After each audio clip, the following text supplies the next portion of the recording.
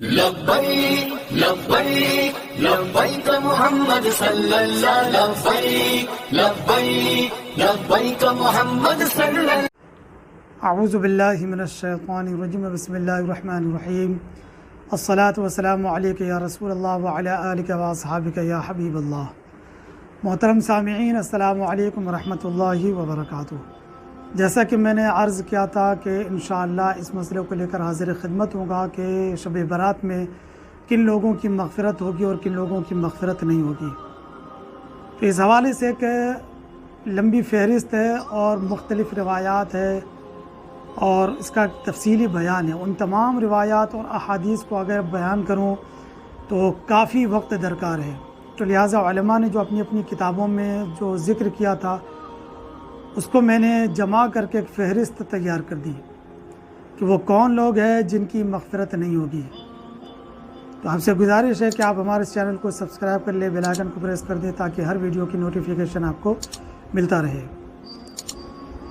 تو احادیث میں جن لوگوں کا ذکر آتا ہے وہ ہے مشرک، بغض و کینہ رکھنے والے، دل میں عداوت نفرت، ڈاکو، والدین کا نافرمان، بھائی سے بغض رکھنے والا، نفرت کرنے والا، دل میں دشمنی رکھنے والا، حسد کرنے والا، قاتل، عصمت فروش عورت یعنی زانیہ، شرابی، بدکاری پر اصرار کرنے والا، زانی مرد، قطع تعلق کرنے والا، مصور یعنی تصویر بنانے والا، چغلی کرنے والا، غیبت کرنے والا، نجومی یعنی ستارہ پرست، جادوگر کے پاس جانے والا، کاہن یعنی قسمت کا حال بتانے والا، آزار ٹخنوں سے نیچے رکھنے والا جبکہ بطور تکبر ہو، سود کھانے والا، ظلماً مال کھانے والا، زبردستی رشوت لینے والا، ٹیکس وصول کرنے والا،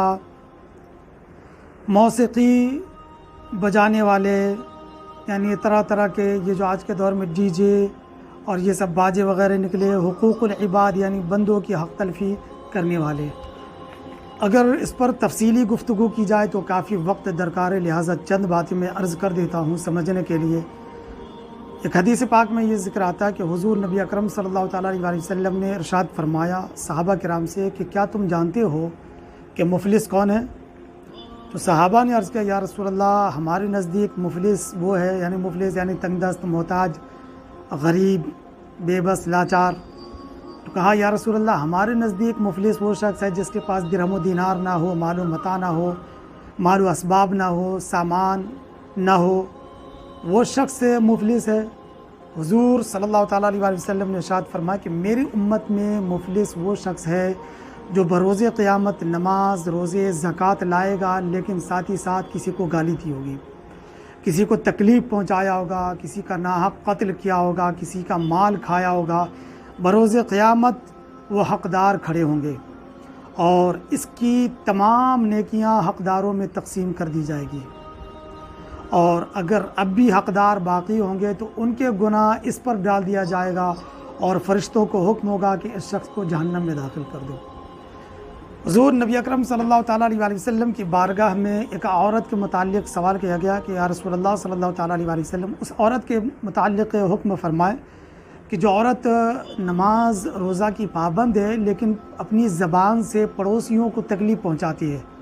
حضور صلی اللہ تعالیٰ علیہ وسلم نے ارشاد فرمایا کہ وہ عورت جہنم میں داخل ہوگی. آج لوگ نوافل کے حوالے سے پریشان ہوتے ہیں کہ رات میں کتنی رکعت نماز پڑھیں، کیا ترکیب ہوگی، کیا کرنے ہوں گے. تو نماز پڑھنے سے صرف مسئلہ حل نہیں ہو جاتا ہے. اصل توبہ کی حقیقت یہ ہے کہ ان تمام حقداروں کا حق ادا کیا جائے، جس کا مال لیا اس کا مال واپس کیا جائے. اس کے بعد وہ صرف 2 رکعت بھی نماز پڑھ لی، اللہ تعالیٰ اس کے تمام گناہوں کو معاف کر دے گا.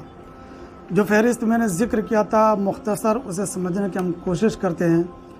مشرک، بغض و کینہ، ڈاکو، والدین کا نافرمان، بھائی سے بغض رکھنے والا، حسد کرنے والا. یہ حسد جو ہے یہ بہت سے گناہوں کا جڑ ہے. حسد کی تعریف یہ ہے کہ علماء نے ذکر کیا کہ عداوت اور بغض یعنی دشمنی اور دل میں نفرت یہ حسد کا سبب ہے، یہ حسد کی وجہ ہے۔ جب حسد ہوگا تو حسد اسی وجہ سے ہوتا ہے، جب انسان کسی سے عداوت رکھتا ہے تو اس کو ذلیل کرنا چاہتا ہے، اگر اس کو ذلیل نہ کر سکے تو چاہتا ہے کہ اس کے پاس جو نعمتیں ہیں وہ اس سے زائل ہو جائے۔ لوگ کسی شخص کو کم درجہ کا خیال کرتے ہوں، اچانک اس کو کوئی منصب مل جائے تو وہ اس سے حسد کرتے ہیں اور چاہتے ہیں کہ اس سے یہ منصب زائل ہو جائے۔ مکہ کے سرداروں کے ایمان نہ لانے کی یہی وجہ تھی کہ وہ کہتے تھے کہ ایک یتیم شخص کو نبوت مل گئی، وہ نبی ہو گیا۔ اپنا تفرد و تسلط چاہنا بھی حسد کا سبب ہے۔ مثلا کوئی شخص کسی فن میں، کوئی کام میں کمال حاصل کر کے یگانہ روزگار ہو، پھر اس کو معلوم ہو کہ کوئی اور شخص بھی اس کی طرح صاحب کمال ہے، تو وہ چاہتا ہے کہ اس کا یہ کمال زائل ہو جائے، یعنی وہ جو کام جانتا ہے، جو مہارت رکھتا ہے، تو اس کو بعد میں پتہ چلا کہ جس طرح جو میں جانتا ہوں کوئی اور جانتا ہے، تو وہ چاہتا ہے کہ اس کا یہ کمال زائل ہو جائے، برباد ہو جائے۔ تو یہ حسد کے اسباب ہیں۔ حسد ایک ایسی شے ہے کہ حضور نبی اکرم صلی اللہ تعالیٰ علیہ وسلم نے ارشاد فرمایا کہ حسد سے بچو، کہ حسد نیکیوں کو اس طرح کھا جاتا ہے جس طرح آگ سوکھی لکڑیوں کو اور گھاس کو کھا جاتی ہے۔ جس طرح گھوڑا چرتا ہے اور جس طرح گھاس کو کھاتا ہے، اسی طرح نیکیاں ختم ہوتی ہیں۔ جس طرح گھر میں چولہے جلتے ہیں، لکڑی ہم جلاتے ہیں تو کس طرح آگ کے شعلے اٹھتے، اسی طرح ہماری نیکیاں جلتی ہیں۔ یہ حسد یہ کوئی زبان سے یا ہاتھ سے کرنے کا عمل نہیں، بلکہ صرف ایک دل میں ایک پیدا ہونے والی چیز ہے، تو اس سے انسان کو بچنا چاہیے۔ پھر آگے ذکر ہوتا ہے قاتل، عصمت فروش یعنی بدکار عورت، یہ تمام لوگوں کا جو ذکر ہے اگر سچے دل سے توبہ کر لے تو حضور نبی اکرم صلی اللہ تعالیٰ علیہ وسلم نے ارشاد فرمایا کہ اگر بندے کے گناہ زمین و آسمان سے بھی زیادہ ہو تو اللہ تعالیٰ اس کے تمام گناہوں کو معاف فرما دیتا ہے۔ التائب من الذنب کمن لا ذنب لہ، گناہوں سے توبہ کرنے والا ایسا ہے جیسا کہ اس نے گناہ نہ کیا ہو۔ بعض لوگ اگر کوئی صحیح راستے پر آ جاتے ہیں تو بعض لوگ اسے تانا دیتے ہیں، یا یہ تو پہلے ایسا تھا، آج بڑا نمازی بنا پھرتا ہے، آج بڑا حاجی صاحب بنا پھرتا ہے، یہ تو پہلے ایسا تھا۔ حضور نبی اکرم صلی اللہ تعالیٰ علیہ وسلم نے ارشاد فرمایا کہ اگر کوئی کسی کو گناہ پر عار دلائے، اسے شرمندگی دلائے، تو مرنے سے پہلے اللہ تعالیٰ اس شخص کو جس کی وجہ سے اسے گناہوں پر عار دلا رہا ہے، اللہ تعالیٰ مرنے سے پہلے اسے اس گناہ میں مبتلا کر دے گا۔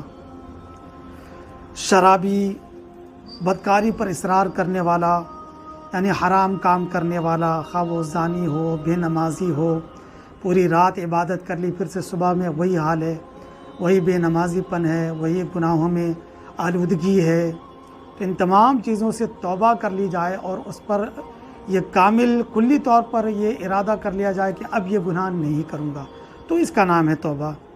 قطع تعلق کرنے والا، مصور یعنی تصویر بنانے والا، چغلی کرنے والا، آج لوگ دوسروں کے خلاف کسی کے پاس جا کر کہتے ہیں، فوراً اس کی بات کو مان لیتے ہیں۔ اللہ تبارک و تعالیٰ قرآن مجید میں ارشاد فرماتا ہے، یا ایھا الذین آمنوا ان جاءکم فاسق بنبأ فتبینوا ان تصیبوا قوما بجہالۃ فتصبحوا علی ما فعلتم نادمین۔ اے ایمان والو، اگر کوئی فاسق یعنی گناہگار بدکار، وہ پہلے سے گناہگار بدکار ہے، وہ تمہارے ساتھ کیا بھلائی کرے گا؟ وہ خود اپنے آپ پر بھلائی نہیں کرتا تو وہ تمہارے ساتھ کیا بھلائی کرے گا؟ ضرور اس کی دشمنی ہوگی، جبھی اس کی بات تمہارے دلوں میں یہ نفرت ڈالنے کی کوشش کر رہا ہے۔ تو اللہ پاک فرماتا ہے کہ اس کی تحقیق کرو، اس کی بات مت مانو، کہیں کسی قوم کو بے جانے ایذا نہ پہنچا دو، اسے تکلیف نہ پہنچا دو، پھر بعد میں تم پچھتاؤ کہ اس کی بات میں نے مان لیا، میں نے تحقیق نہیں کی۔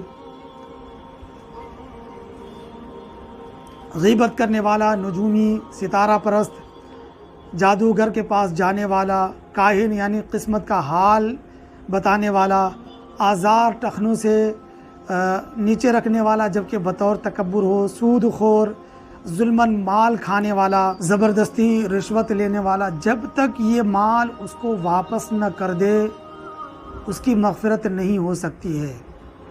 اگر کسی نے مال لیا ہے تو بروز قیامت حضور سیدی اعلیٰ حضرت رضی اللہ تعالی عنہ نے فرمایا کہ اسے 3 پیسے کے عوض 700 با جماعت نماز دینی ہوگی۔ اندازہ کریں کہ کیا انسان حساب دے پائے گا؟ اگر اس طرح حقدار کھڑے ہو جائیں گے جس کا ہم نے لاکھوں اس طرح دوسروں سے غصب کر لیا، مال لے لیا، رشوت لے لی، ظلماً کسی کی زمین پر قبضہ کر لیا، مکان پر قبضہ کر لیا، جب تک وہ واپس نہ کرے اس کی ہرگز توبہ قبول نہیں ہو سکتی ہے۔ شادیوں میں لڑکی والوں سے لاکھوں مانگ کیے جاتے ہیں، اور پھر لڑکی والے بھی ہوتے ہیں کہ وہ لوگ بھی مانگ کرتے ہیں کہ ہمیں اس طرح کے زیور چاہیے سونے کے۔ آج کوئی کسی سے کم نہیں ہے، تو اگر کسی نے کسی لڑکی والے سے اگر اس طرح مال طلب کیا ہے، پیسے کا مطالبہ کیا ہے کہ 1 لاکھ 2 لاکھ مجھے دینے پڑیں گے، اور اس نے اگر دیا ہے تو یہ اپنی زندگی میں اس پر قرض سمجھے، کہ جو مال اس نے لیا ہے وہ قرض سمجھے اور اسے اپنی زندگی میں لوٹانے کی نیت کرے، اور اگر نہیں لوٹاتا ہے تو بروز قیامت 3 پیسے کے عوض 700 با جماعت نماز دینی ہوگی۔ ہماری نماز تو ایسے ہی خالی ہے، نماز کا تو پتہ ہی نہیں ہے، ہم تو نماز ہی نہیں پڑھتے، تو جتنے اعمال ہوں گے وہ اسی حقداروں کو دیے جائیں گے۔ پھر بروز قیامت جب نیکیاں ختم ہو جائیں گی تو اس کے گناہ سر پر ڈال دیا جائے گا اور جہنم میں داخل کر دیا جائے گا۔ ہم کہیں نہ کہیں ہم سب لوگ مجرم ہیں۔ اللہ تعالیٰ کی بارگاہ میں دعا ہے کہ ہم سب کو گناہوں پر غور و فکر کی توفیق عطا فرمائے۔ حضرت عمر رضی اللہ تعالیٰ عنہ نے فرمایا، حاسبوا انفسکم قبل ان تحاسبوا، حساب کرو اپنا کہ قبل اس کے کہ تمہارا حساب لیا جائے۔ موسیقی یعنی باجے بجانے والا جو آج کل طرح طرح کے ڈی جے وغیرہ نکلے، لوگوں کی نیند حرام کر دیتے ہیں۔ جب شادیاں ہوتی ہے تو پھر ڈی جے باجے، پھر ہم کسی کا خیال نہیں کرتے۔ شریعت کا تو اصول یہ ہے کہ جو سو رہا ہو تو اس کے سامنے قرآن مجید کی تلاوت نہ کی جائے۔ شادیوں میں ہم لوگ ڈی جے بجاتے ہیں، باجے بجاتے ہیں، دھماکے کرتے ہیں، بم پھوڑتے ہیں، پھر ہم سمجھتے ہیں کہ ہماری شادیوں میں برکت ہو جائے۔ پھر شادیوں میں برکت کہاں سے ہوگی؟ ہم لوگوں کو تکلیف پہنچا کر، ایذا پہنچا کر ہم سوچتے ہیں کہ ہماری شادی میں برکت ہو جائے۔ پھر برکت کیا ہوگی؟ پھر ساری زندگی میاں بیوی میں جھگڑے ہوتے، پھر طلاق تک نوبت آ جاتی ہے۔ حقوق العباد یعنی بندوں کی حق تلفی کرنے والا، تو بہت اس پر گفتگو کی جا سکتی ہے۔ اللہ تعالی ہم سب کو کہنے اور سننے سے زیادہ اس پر غور و فکر کی توفیق عطا فرمائے اور اس پر عمل کرنے کی توفیق عطا فرمائے۔ السلام علیکم ورحمۃ اللہ وبرکاتہ۔ لبیک لبیک لبیک محمد صلی اللہ، لبیک لبیک لبیک محمد صلی اللہ۔